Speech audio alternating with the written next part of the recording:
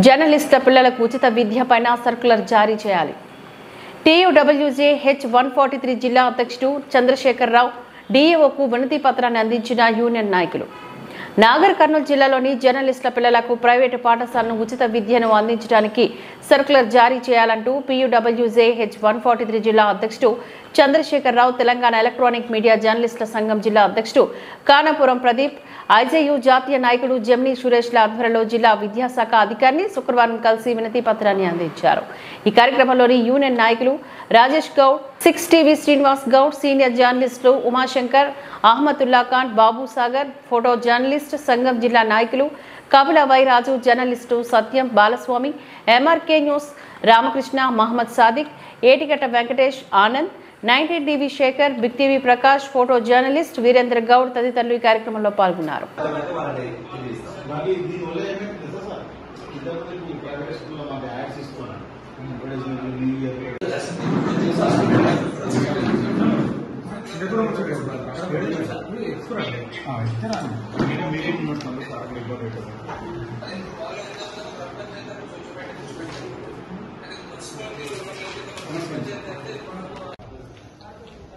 నేడు నాగర్కర్నూలు విద్యాశాఖ జిల్లా విద్యాశాఖ అధికారిని TUWJ జర్నలిస్టు సంఘం తరఫున మేము కలవడం జరిగింది.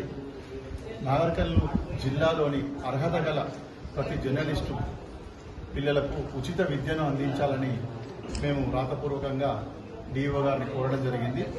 దానికి ఆయన సానుకూలంగా స్పందించి ఇద్దరు పిల్లలకు ఉచిత విద్యను అందించే విధంగా వాళ్ళు ఈరోజు ఆర్డర్స్ ఇస్తామని చెప్పి మాకు తెలిపారు.